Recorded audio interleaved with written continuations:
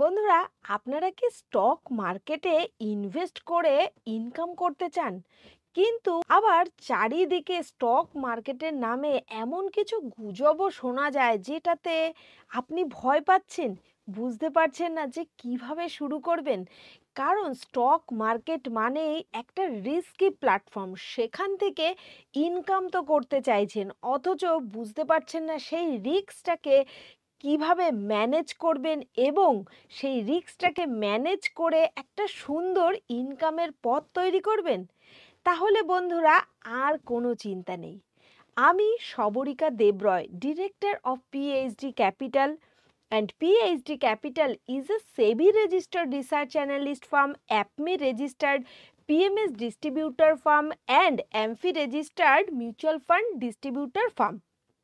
So আপনারা বুঝতেই পারছেন আমার কাছে কিন্তু দীর্ঘ বহু বছরের একটা অভিজ্ঞতা রয়েছে।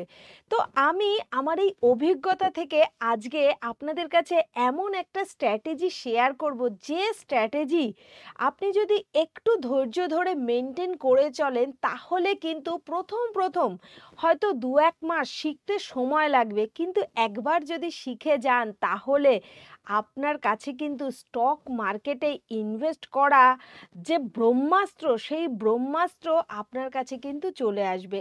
আপনি কিন্তু মোটামুটি ১০টা ট্রেড যদি মার্কেটে নিয়ে থাকেন তাহলে ১০টার মধ্যে ৭ থেকে ৮টা কিন্তু আপনি সফল হবেনই। তবে বন্ধুরা, সেই যে সূত্রগুলো, সেই যে স্ট্র্যাটেজিটা আমি আপনাদের সঙ্গে শেয়ার করছি, সেগুলো কিন্তু একটু মনোযোগ সহকারে আপনাদেরকে শিখতে হবে এবং বুঝতে হবে। তো আজকে প্রথমেই আমরা আলোচনা করব সুইং ট্রেড সম্পর্কে। এই সুইং ট্রেড থেকে কিভাবে টাকা ইনকাম করা যায়। আপনি যদি মনে করেন যে প্রফেশনে আছেন সেই প্রফেশনের থেকেই একটা সাইড ইনকাম হিসাবে স্টক মার্কেটকে দেখবেন এবং সেখান থেকে একটা আর্নিংয়ের চেষ্টা করবেন, তাহলে কিন্তু এই ভিডিওটা আপনার জন্য একদম পারফেক্ট। শুধুমাত্র যে পুরুষরাই স্টক মার্কেট থেকে ইনকাম করতে পারবে তা কিন্তু নয়। যে সমস্ত মহিলারা শিক্ষিত অথচ ঘরে বসে সংসার সামলাতে সামলাতে মনের দুঃখ যে জীবনে কিছু করতে পারলাম না, তো আজকের এই ভিডিওটা আপনাদেরকে বলছি, যদি আপনারা পুরো শেষ পর্যন্ত দেখেন তাহলে হতে পারে আপনাদের কাছেও কিন্তু একটা ইনকামের রাস্তা খুলে যাবে। চলুন তাহলে দেরি না করে আমরা জেনে নিই যে সুইং ট্রেড কি। সুইং ট্রেডিং হলো এমন একটা ট্রেডিং স্টাইল যেটার মাধ্যমে মিডিয়াম থেকে শর্ট টার্ম যে প্রাইস মুভমেন্ট হয় মার্কেটে, তখন সেই প্রাইস মুভমেন্টের মাধ্যমে আপনারা কিন্তু একটা অর্থ কিন্তু সেখান থেকে ইনকাম করতে পারেন। তো যারা মোটামুটি চাকরি করছে বা বিজনেস করছে, অন্যান্য প্রফেশনের সাথে যুক্ত, তারা কিন্তু মনে করলেই এই সুইং ট্রেড করে কিন্তু স্টক মার্কেট থেকে অর্থ উপার্জন করতে পারেন। কারণ এই সুইং ট্রেডের জন্য আপনাকে কিন্তু পুরো একদম সকাল ৯টা থেকে বিকেল ৩:৩০ পর্যন্ত মার্কেটকে মনিটর করতে হয় না। আপনি চাইলেই আপনি আপনার অবসর সময়ে রিসার্চ করে তারপর কিন্তু আপনি মার্কেট টাইমে ইনভেস্ট করতে পারেন এবং আপনি চাইলে আগে থেকে কিন্তু সেই সমস্ত বাই অর্ডার বা সেল অর্ডার কিন্তু দিয়ে রাখতে পারেন। তাহলে আপনি যখন অফিসে থাকছেন বা আপনার অন্য প্রফেশনের সাথে যুক্ত থাকছেন, আপনি কিন্তু নিশ্চিন্তে থাকতে পারবেন। তো এটাই হচ্ছে একটা ট্রেডিং স্টাইল। লক্ষ লক্ষ মানুষ কিন্তু এই ট্রেডিং স্টাইলের মাধ্যমে একটা ইনকামের রাস্তা তৈরি করেছেন। তাহলে এই সুইং ট্রেডিং কথার অর্থ কি? সুইং ট্রেডিং মানে কি? সুইং ট্রেডিং মানে হলো আপনি কোনো স্টকসে বা ইন্ডাইসেস কদিন ধরে বা কয়েক সপ্তাহ ধরে হোল্ড করে রাখবেন এবং এই হোল্ডিং পিরিয়ডে একটা বড় মাপের প্রাইস সুইং ক্যাপচার করবেন। আর এর যে সুবিধা, সেই সুবিধা হলো মুনাফা অর্জন করা এবং আপনার যে স্ক্রিনিং টাইমিংটা, অর্থাৎ ইন্ট্রাডে করতে গেলে যেমন প্রত্যেকটা মোমেন্ট আপনাকে স্ক্রিনে টাইম দিতে হবে, সেই টাইমিংটা অ্যাভয়েড করা, যার ফলে আপনি মোটামুটি যদি কয়েক সপ্তাহ ভালোভাবে হোল্ড করতে পারেন তাহলে কিন্তু একটা বড় ইনকাম এখান থেকে জেনারেট করতে পারবেন। এটাই কিন্তু সুইং ট্রেডিং এর মূল লক্ষ্য, যে আমি স্ক্রিনে টাইম সেভাবে দেব না, অথচ উপার্জনটা কিন্তু খুব সুন্দর করব। তাহলে সুইং ট্রেডিং তো বুঝতে পারলেন, কিন্তু এই সুইং ট্রেড করার জন্য যে স্টক সিলেকশন করবেন বুঝতে পারছেন না কিভাবে স্টক সিলেকশন করবেন। আমি আপনাদেরকে বলছি কোন কোন গুরুত্বপূর্ণ বিষয়গুলো আপনি মাথায় রাখবেন স্টক সিলেকশন করার সময়। তো প্রথমত, আপনি স্টক যখন সিলেক্ট করতে চাইবেন, তো যে কোনো সেক্টরের যে টপে যে কোম্পানিগুলো রয়েছে সেই কোম্পানিগুলোর উপর কিন্তু ফোকাস করতে পারেন, কারণ সেই সমস্ত কোম্পানিতে কিন্তু ম্যানুপুলেশন খুবই কম হচ্ছে, এবং মিউচুয়াল ফান্ড ইনভেস্টর বলুন বা ইনস্টিটিউশনাল ইনভেস্টর বলুন, তারা কিন্তু বেশি করে এই ধরনের স্টকেই ইনভেস্ট করে। তো আপনি যদি এইভাবে ফলো করতে থাকেন, বড় বড় যে ইনভেস্টররা এই চেনাই যারা আছেন, অর্থাৎ হাই নেটওয়ার্থ ইন্ডিভিজুয়াল যারা আছেন, তাদের যে ডেটা সেটা গুগল থেকে নিয়ে তারা কোন ধরনের কোম্পানিতে বেশি করে ইনভেস্ট করছে, তাহলে সেই সমস্ত কোম্পানিগুলোকে কিন্তু চুজ করতে পারেন। তো এইভাবে আপনি ধরুন মোটামুটি ১০-১২টা কোম্পানি তো চুজ করলেন। এবার সেই কোম্পানিগুলোর মধ্যেও কিন্তু আরও কিছু কিছু ফ্যাক্টর আপনাকে কিন্তু লক্ষ্য করতে হবে।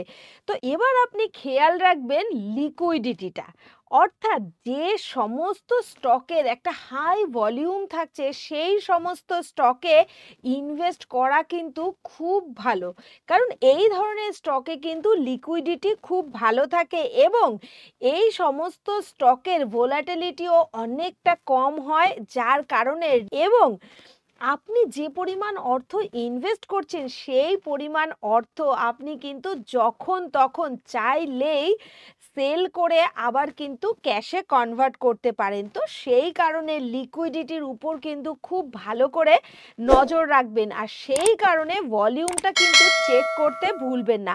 আর ভলিউম কিভাবে চেক করবেন, ভলিউম কিভাবে অ্যানালাইসিস করবেন, সেটা আমি পরবর্তী অন্য কোনো ভিডিওতে আপনাদেরকে খুব সুন্দর করে বুঝিয়ে দেব।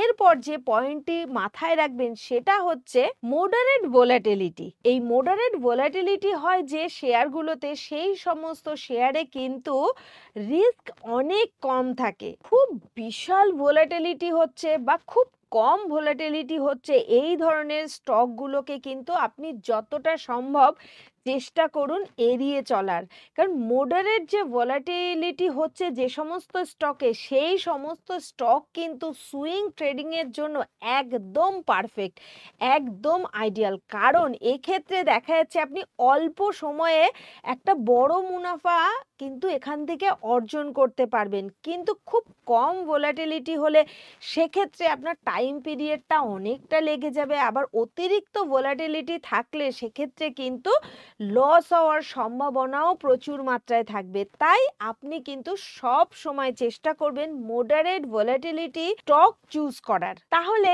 স্টক সিলেকশন তো আপনি বুঝেই গেলেন কিভাবে করবেন, স্টক সিলেক্টও করলেন, কিন্তু কখন কিভাবে মার্কেটে পজিশন নেবেন বুঝতে পারছেন না।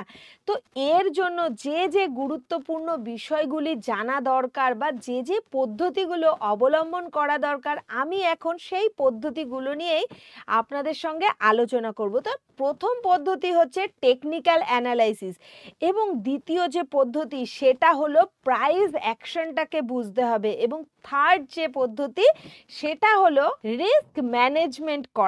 তো আপনি যদি এই তিনটে পদ্ধতি সঠিকভাবে ব্যবহার করেন, তাহলে কিন্তু কিভাবে কখন পজিশনটা নেওয়া উচিত সেই যে কনসেপ্টটা সেটা আপনার কাছে একদম ক্লিয়ার হয়ে যাবে। তো প্রথমেই চলুন আলোচনা করা যাক টেকনিক্যাল অ্যানালাইসিস সম্পর্কে, যে কিভাবে আপনি টেকনিক্যাল অ্যানালাইসিস করবেন। এই টেকনিক্যাল অ্যানালাইসিস করার সময় আপনি কিন্তু মুভিং অ্যাভারেজ, ম্যাকডি এবং সুপার ট্রেন্ডের মতো যে ইন্ডিকেটরগুলো রয়েছে সেগুলোকে কিন্তু খুব ভালো করে ইউজ করবেন। এছাড়াও আরএসআইও কিন্তু খুব ভালো একটা টুল, যেটার দ্বারা কিন্তু আপনি এন্ট্রি এবং এক্সিট নির্ধারণ করতে পারবেন, এবং এই যে সুপার ট্রেন্ড বা মুভিং অ্যাভারেজ, আরএসআই, ম্যাকডি কিভাবে ইউজ করবেন তার সমস্ত টিউটোরিয়াল কিন্তু আমি খুব শিগগিরই আমার এই চ্যানেলে নিয়ে আসছি। তো আপনি যদি মনে করেন আমার থেকে এই স্টক অ্যানালাইসিস করা শিখবেন, তাহলে কিন্তু অতি অবশ্যই এই চ্যানেলটি সাবস্ক্রাইব করতে কিন্তু ভুলবেন না। তো এরপর আমরা যেটা জানবো সেটা হচ্ছে প্রাইস অ্যাকশন। এই প্রাইস অ্যাকশন কিভাবে আপনি বুঝবেন? টেকনিক্যাল অ্যানালাইসিসে যে ইন্ডিকেটর বা টুলসগুলো আমি ব্যবহার করার কথা বললাম, যখন দেখবেন প্রত্যেকটা টুল আপনাকে গ্রিন সিগন্যাল দিচ্ছে মার্কেটে এন্ট্রি নেওয়ার জন্য, ঠিক সেই সময় সেই স্টকে কিন্তু আপনি ক্যান্ডেলস্টিক প্যাটার্নটাকে একটু ফলো করবেন এবং ক্যান্ডেলস্টিক প্যাটার্নটাকে রিড করার চেষ্টা করবেন। সে কোন ধরনের মুভমেন্ট আগামী দিনে আনতে চলেছে সেটা বোঝার জন্য তার যে সাপোর্ট লেভেল রয়েছে, রেসিস্ট্যান্ট লেভেল রয়েছে, সেগুলোকে অ্যানালাইসিস করার চেষ্টা করুন এবং প্রপার ড্রয়িং করে আপনি আপনার যে পজিশন সেই পজিশনটা কিন্তু নিতে পারেন এবং উপযুক্ত টাইমেই কিন্তু এক্সিট আপনাকে করে যেতে হবে। এক্ষেত্রে কিন্তু আপনি কখনোই আপনার যে ইমোশন, আবেগ, সেই আবেগের কিন্তু বশীভূত হয়ে আপনার অ্যানালাইসিসের বাইরে কোনো স্টেপ নেবেন না। তো অতি অবশ্যই এই সমস্ত অ্যানালাইসিস করার সময় কিন্তু আপনার আবেগটাকে কন্ট্রোল করতে হবে। এই অ্যানালাইসিসটাও কিন্তু করতে হবে। কখনো কোনো রকমভাবে আপনি কিন্তু মার্কেট যে ডেটা আপনাকে দিচ্ছে, আপনি যে এডুকেশনটা নিচ্ছেন, যেভাবে এন্ট্রি করা উচিত, যেভাবে এক্সিট করা উচিত, তার বাইরে কিন্তু কোনো রকমভাবে কোনো রিস্ক নেবেন না। তাহলে কিন্তু দেখবেন অধিকাংশ ক্ষেত্রে, অর্থাৎ 10টা ট্রেড যদি আপনি নেন, সেক্ষেত্রে কিন্তু 10টার মধ্যে 7টাই সফল হওয়ার চান্সেস থাকবে। আর যদি 7টা ট্রেড সফল হয়, তাহলে বুঝতে পারবেন আপনি কিন্তু খুব ভালো ট্রেডিং করা শিখে গেছেন, অর্থাৎ সুইং ট্রেড করা শিখে গেছেন। কারণ প্রথম হয়তো আপনার 7টা ট্রেড ভালো নাও যেতে পারে, হয়তো প্রথম 2টো ট্রেড কারেক্ট হলো, 3টে কারেক্ট হলো। এভাবে কিন্তু আপনি আপনার ভুল থেকেও কিছু কিছু শিক্ষা নেবেন এবং সেই শিক্ষাটাকে কিন্তু পরবর্তী সময়ে যখন ট্রেড করবেন, সেই সময়ও কিন্তু সেই শিক্ষাগুলোকে মাথায় রাখবেন, মনে রাখবেন, তারপর কিন্তু আপনি পজিশন নেবেন। তো এরপর যে বিষয়টা নিয়ে আলোচনা করব সেটা হচ্ছে রিস্ক ম্যানেজ। তো বন্ধুরা, আমরা যখন স্টক মার্কেটে সুইং ট্রেড করব বলে আমরা সিদ্ধান্ত নিয়ে থাকি, তখন আমি প্রত্যেককে একটা কথা বলে রাখি যে কোনো রকম ভুল ডিসিশন কিন্তু নেবেন না। আপনার যে পরিমাণ অর্থ, সেই পরিমাণ অর্থ কিন্তু কখনোই পার্টিকুলার কোনো কোম্পানির একটা স্টকেই কিন্তু ইনভেস্টমেন্ট করবেন না। আপনি আপনার যে পরিমাণ অর্থ আছে সেই পরিমাণ অর্থটাকে কিন্তু ডাইভার্সিফাই করে রাখবেন, তারপর কিন্তু স্টক মার্কেটে এন্ট্রি নেবেন। কারণ আপনার যে সম্পূর্ণ অর্থ, সেই অর্থটা যদি আপনি কোনো একটা স্টকে ইনভেস্টমেন্ট করে রাখেন, তাহলে কিন্তু সেই কোম্পানির স্টকে যদি খুব বেশি ভোলাটিলিটি হয় বা কোনো রকম কোনো ব্যাড নিউজ চলে আসে, তখন কিন্তু স্টকের শেয়ারে একটা পতন দেখা যায় এবং আপনি একটা বিশাল বড় লসের সম্মুখীন হতে পারেন। তো সেই কারণে পার্টিকুলার কোনো একটা কোম্পানির স্টকে কিন্তু ইনভেস্টমেন্ট করা যাবে না। আপনার মেন যে ক্যাপিটাল, সেই ক্যাপিটালটাকে প্রথমত এমার্জেন্সি ফান্ড হিসাবে আলাদা একটা পোর্টফোলিও করবেন এবং স্টক মার্কেটে যে পোর্টফোলিওটা করবেন, সেক্ষেত্রেও কিন্তু কম করে 8টা 10টা কোম্পানিতে আলাদা আলাদা করে ইনভেস্টমেন্ট করবেন, যাতে 2টো 3টে কোম্পানি যদি নেগেটিভ একটা রেজাল্ট দেয়ও, একটা ডাউনফল আসেও, তাতে আপনার ওভারঅল যেন যে প্রিন্সিপাল মানি, আপনার যে ক্যাপিটাল, সেই ক্যাপিটালে কোনো রকম প্রবলেম না হয়, আপনি যাতে নিজে পার্সোনালি কোনো রকম প্রবলেমে না পড়ে যান। কারণ আমরা কিন্তু প্রত্যেকেই জানি স্টক মার্কেট একটা রিস্কি প্ল্যাটফর্ম, এটা সবাই জানি। কিন্তু রিস্ক কিভাবে ম্যানেজ করতে হবে, ক্যালকুলেটেডলি আপনাকে কোন কোন ডিসিশনগুলো নিচ্ছেন সেগুলো কিন্তু ফলো করতে হবে। তারপর আপনি যখন ক্যালকুলেটেডলি রিস্ক নেবেন, সেই রিস্কটা কিন্তু অনেকটা কমে যায়। তো একটা কথা কিন্তু মনে রাখবেন, স্টক মার্কেটে রিস্ক আছে, কিন্তু সেই রিস্কটা অবশ্যই আপনার জন্য কিন্তু ক্যালকুলেটিভ হওয়া উচিত। আপনি কখনো কোনোভাবেই কিন্তু ব্লাইন্ড কোনো রিস্ক নেবেন না, যাতে আপনার যে পোর্টফোলিও সেই পোর্টফোলিওতে বিশাল বড় একটা ধাক্কা না আসে, সেইটা কিন্তু সব সময় মাথায় রেখে চলবেন। আর অতি অবশ্যই সব সময় কিন্তু স্টপ লস ব্যবহার করবেন। যখন দেখছেন আপনার স্টকে লস হচ্ছে, স্টপ লস হিট করে যাচ্ছে, তখন কিন্তু আপনি অতি অবশ্যই মার্কেট থেকে কিন্তু এক্সিট করে যাবেন। তো এইভাবে যদি আপনি আপনার রিস্কটাকে ম্যানেজ করতে থাকেন না, তাহলে কিন্তু স্টক মার্কেট থেকে ইনকাম করাটা ভীষণই সহজ। বন্ধুরা, প্রচুর লোক এটা বলে থাকে যে স্টক মার্কেট রিস্কি, স্টক মার্কেটে কোনো রকমভাবে ইনকাম করা যায় না, এখানে গেলে লস হবেই। অ্যাকচুয়ালি বন্ধু, সত্যি কথা বলতে কি, আমরা যখন কোনো জব করি সারা জীবন ধরে, বলুন তো কতটা পড়াশুনো করি, কত রকম প্রফেশনাল স্কিল আমরা অর্জন করার চেষ্টা করি, এক্সট্রা যে সমস্ত কোয়ালিফিকেশন সেগুলো আমরা নেওয়ার চেষ্টা করি, তারপরে যে রেগুলার যে এডুকেশন সেটা তো আমাদের কাছে থাকছেই। তাহলে আমরা একটা চাকরিতে জয়েন করার আগে দীর্ঘ 15 বছর 20 বছর ধরে শিক্ষা প্রতিষ্ঠানের সাথে যুক্ত থাকছি, নিজেকে শিক্ষিত করার চেষ্টা করছি, অথচ যখন স্টক মার্কেটের ব্যাপার আসে তখন না শিখে না জেনে বুঝটা হঠকারিতার মাধ্যমে স্টেপ নিচ্ছে, তারাই কিন্তু এইভাবে লসের সম্মুখীন হয়। আপনি যদি প্রপার অ্যানালাইসিস শিখে তারপর মার্কেটে এন্ট্রি নেন, তাহলে কিন্তু আপনার লসের সম্ভাবনাটা অনেকটাই কমে যাবে।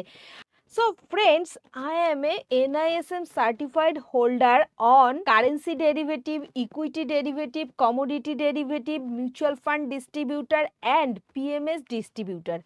তো আপনারা যদি মনে করেন যে টেকনিক্যাল অ্যানালাইসিস এবং ফান্ডামেন্টাল অ্যানালাইসিস শিখবেন, তাহলে কিন্তু আমাদের পিএইচডি ক্যাপিটালের কাছ থেকে আপনারা এই এডুকেশনটা নিতেই পারেন। বিকজ পিএইচডি ক্যাপিটাল কিন্তু লাস্ট 15 বছর ধরে মার্কেটে সাকসেসফুলি কিন্তু এডুকেশনটা প্রোভাইড করছে। তো আমাদের এই পিএইচডি ক্যাপিটাল কিন্তু SEBI registered research analyst firm, AMFI registered mutual fund distributor and APMI registered PMS distributor. তো বন্ধুরা, এবার আমরা চলে যাব আমাদের পরবর্তী যে টপিক সেই টপিকে। তো বন্ধুরা, এবার আমরা দেখব যে এই যে সুইং ট্রেড আমরা শিখছি, সুইং ট্রেড আমরা করব, তো এই সুইং ট্রেড করার সময় কোন কোন ভুলগুলো আমাদেরকে করা যাবে না, আমাদেরকে সম্পূর্ণভাবে অ্যাভয়েড করতে হবে, সেটা কিন্তু অতি অবশ্যই আমাদেরকে জেনে রাখতে হবে, মাথায় রাখতে হবে। সব সময় বন্ধুরা, নিজেরা ভুল করেই যে শিখবো তা কিন্তু নয়, অন্যের ভুল থেকেও কিন্তু শেখা যায়। তো আমার এই লাস্ট 15 বছরের অভিজ্ঞতায় আমি বুঝেছি যে মার্কেটে কোন কোন ভুল সাধারণ ইনভেস্টররা প্রথম অবস্থায় করে থাকেন। তো সেই ভুলগুলো সম্পর্কে সচেতন করাই কিন্তু আমার কাজ। তো অ্যাজ এ ফিনান্সিয়াল এডুকেটর আমি আপনাদেরকে বোঝাতে চাই যে এই ভুলগুলো কিন্তু মার্কেটে কোনোভাবেই করা যাবে না। তো সেই ভুলগুলোর মধ্যে প্রথম হচ্ছে ওভার এক্সপোজার কিন্তু নেওয়া যাবে না। কোনো রকম ভাবেই আপনার সম্পূর্ণ অর্থ কিন্তু কোনো স্টকে লাগাবেন না। আপনার যে ক্যাপিটালটা রয়েছে সেটাকে মাল্টি স্টকে কিন্তু ডাইভার্সিফাই করে রাখুন।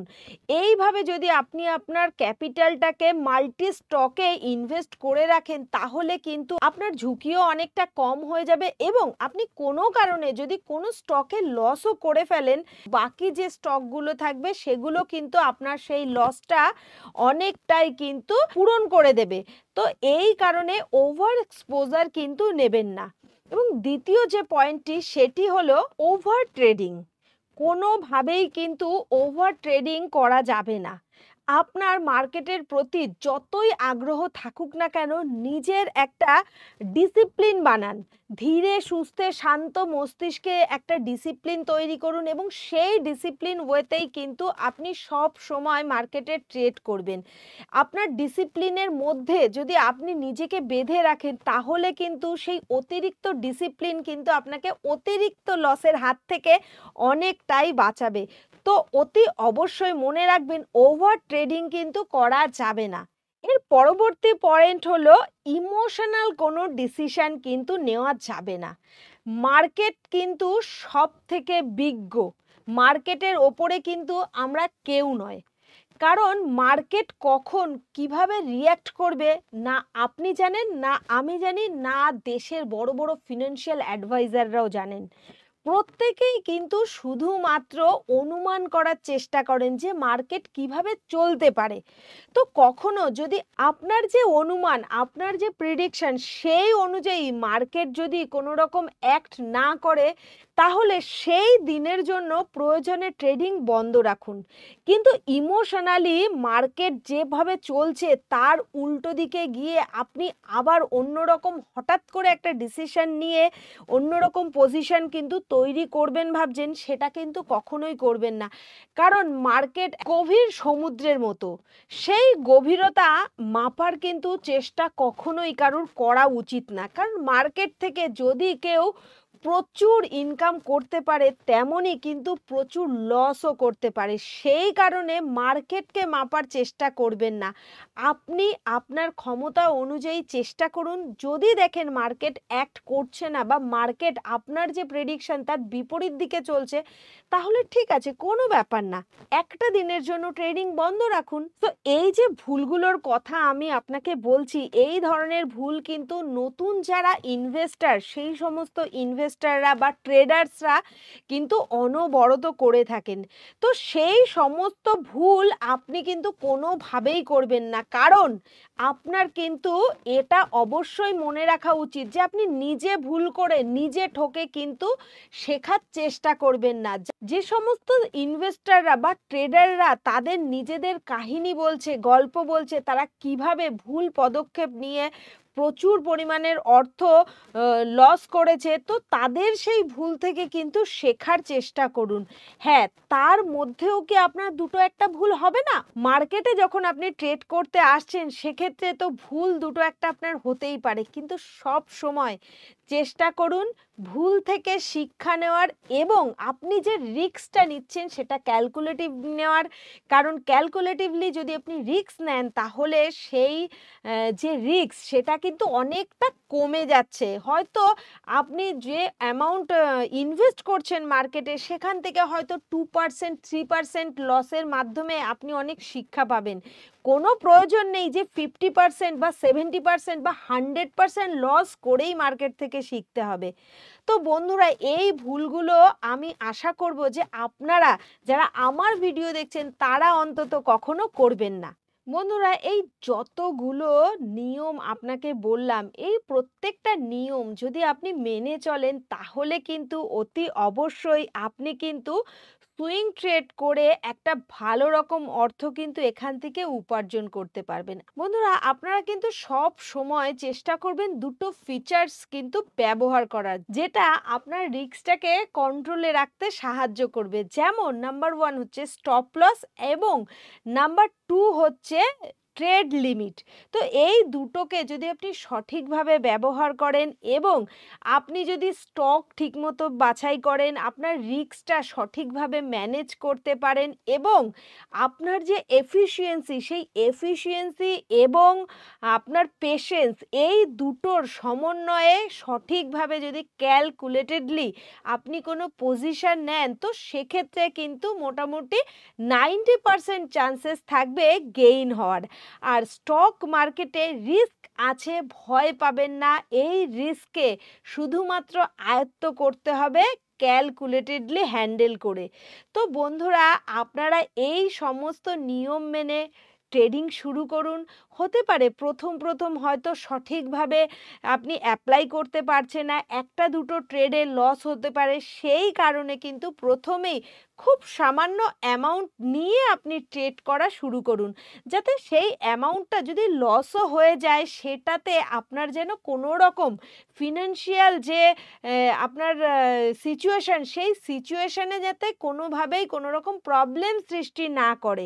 সেটা হতে পারে 2000 টাকা বা 1000 টাকা। কেউ যদি সেটাও না থাকে সামর্থ্য, তাহলে 500 টাকা দিয়ে আপনি ট্রেডিংটা শুরু করুন।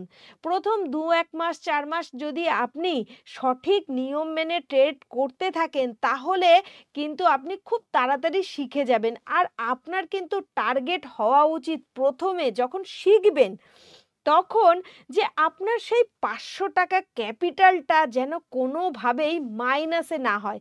৳৫০০ চেষ্টা করুন ৳৫১০ করার। যদি না হয় সেটাও ভালো। কিন্তু ৳৫০০ কোনোভাবেই ৪৯৯ করা যাবে না। এটা আপনি নিজের কাছে নিজে একটা টার্গেট দিয়ে রাখুন। যদি আপনি ৬ মাস আপনি আপনার ক্যাপিটালটাকে ধরে রাখতে পারেন, প্রফিটটা পরের কথা। তাহলেও মনে করবেন আপনি বিশাল কিছু শিখে রেখেছেন। আজকের দিনে দাঁড়িয়ে প্রচুর এমন ট্রেডার আছে যারা জলের মতো করে অর্থটাকে লস করে ক্ষতিগ্রস্ত হচ্ছে। সেই জায়গায় দাঁড়িয়ে স্টক মার্কেটে যখন আপনি ট্রেডিং করতে আসবেন, সুইং ট্রেড হোক বা ইনভেস্টমেন্ট হোক, তখন ফার্স্ট প্রায়োরিটি আপনার হওয়া উচিত আপনার ক্যাপিটালটাকে প্রোটেকশন করা।